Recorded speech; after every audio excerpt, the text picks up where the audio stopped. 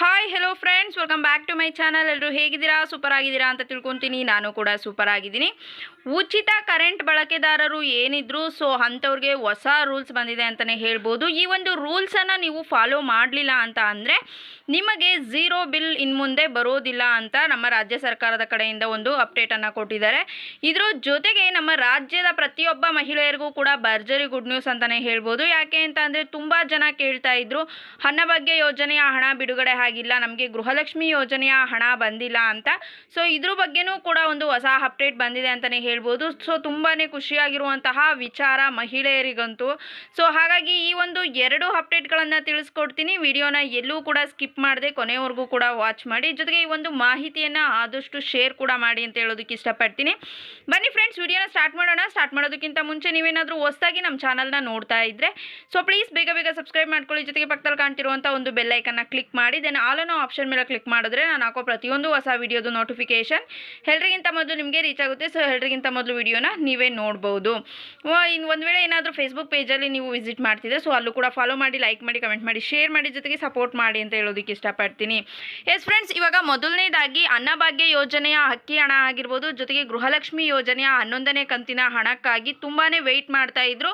ಜೊತೆಗೆ ತುಂಬಾ ಪ್ರಶ್ನೆಗಳನ್ನು ಕೇಳ್ತಾ ಇದ್ರು. ಅದು ಅಲ್ಲದೆ ರಿಸಲ್ಟ್ ಬಂದಾದಮೇಲೆ ನಮ್ಮ ಕಾಂಗ್ರೆಸ್ ಸರ್ಕಾರದಲ್ಲಿ ಒಂದು ಗ್ಯಾರಂಟಿಗಳನ್ನು ಕ್ಯಾನ್ಸಲ್ ಮಾಡೋದಾಗಿ ತುಂಬಾ ಒತ್ತಾಯ ಕೂಡ ಮಾಡಿದ್ರು. ಬಟ್ ಕಾಂಗ್ರೆಸ್ ಸರ್ಕಾರ ನಾವು ಕಂಟಿನ್ಯೂ ಮಾಡ್ತೀವಿ ಅಂತ ಹೇಳಿ ಸ್ವಲ್ಪ ತಡ ಮಾಡಿದ್ರು ಅಷ್ಟೇ ಈ ಒಂದು ಹಣವನ್ನು ಬಿಡುಗಡೆ ಮಾಡೋದ್ರಲ್ಲಿ. ಹಾಗಾಗಿ ತುಂಬ ಜನಕ್ಕೆ ತುಂಬ ಡೌಟ್ ಇತ್ತು, ಈ ಒಂದು ವೇಳೆ ಏನಾದರೂ ಈ ಒಂದು ಯೋಜನೆ ಮುಖಾಂತರ ಬರ್ತಿರುವಂತಹ ಹಣವನ್ನು ಜಮಾ ಮಾಡ್ತಾರಾ ಇಲ್ವಾ ಅಂತ. ಬಟ್ ಇಲ್ಲಿ ಸರ್ಕಾರದ ಕಡೆಯಿಂದ ಒಂದು ಗುಡ್ ನ್ಯೂಸ್ ಬಂದಿದೆ ಅಂತಲೇ ಹೇಳ್ಬೋದು. ಏನಂತ ಅಂದರೆ ಆಲ್ರೆಡಿ ಮೊನ್ನೆಯಿಂದನೂ ಕೂಡ ಉಚಿತ ಅಕ್ಕಿ ಹಣವನ್ನು ಜಮಾ ಮಾಡ್ತಾ ಇದ್ದಾರೆ.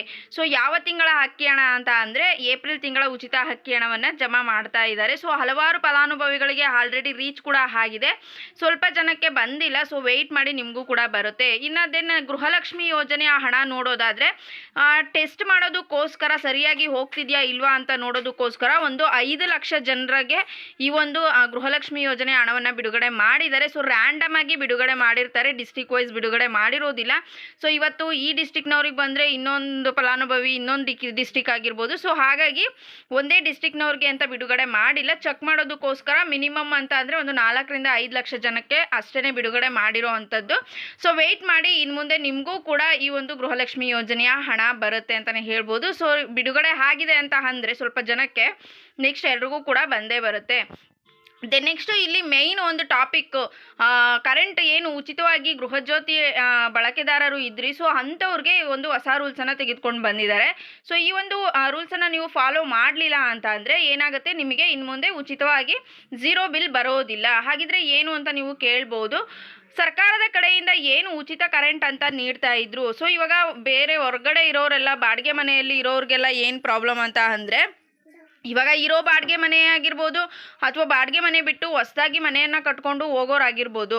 ಸೊ ಬಾಡಿಗೆ ಮನೆಯಲ್ಲಿ ಇದ್ದು ಬೇರೆ ಬಾಡಿಗೆ ಮನೆಯವ್ರಿಗೆ ಏನು ಹೋಗ್ತಾರೆ ಸೊ ಅಂಥವ್ರಿಗೆ ಇವಾಗ ಇರೋ ಮನೆಯಲ್ಲಿ ಏನು ಒಂದು ಲಿಮಿಟ್ ಇರುತ್ತೆ. ಸೊ ಅದಕ್ಕಿಂತ ಜಾಸ್ತಿ ಉರ್ಸಿದ್ರೆ ನೀವು ಕರೆಂಟನ್ನು ಬಿಲ್ ಪಾವತಿ ಮಾಡಬೇಕಾಗಿತ್ತು. ಬಟ್ ಇವಾಗ ಏನು ರೂಲ್ಸ್ ಅಪ್ಪ ಅಂತ ಅಂದರೆ, ನೀವು ಬಾಡಿಗೆ ಮನೆಯಲ್ಲಿ ಇದ್ದು ಸೊ ಆ ಮನೆಯನ್ನು ಬಿಟ್ಟು ಬೇರೆ ಮನೆಗೆ ಹೋಗ್ತೀರಾ ಅಲ್ವಾ, ಆವಾಗ ನೀವು ಗೃಹಜ್ಯೋತಿಗೆ ಹಾಕಿರುವಂತಹ ಅಪ್ಲಿಕೇಶನ್ ಏನಿರುತ್ತೆ ಸೊ ಅದನ್ನು ನೀವು ಅನ್ಲಿಂಕ್ ಮಾಡಿಸ್ಬೇಕಾಗುತ್ತೆ.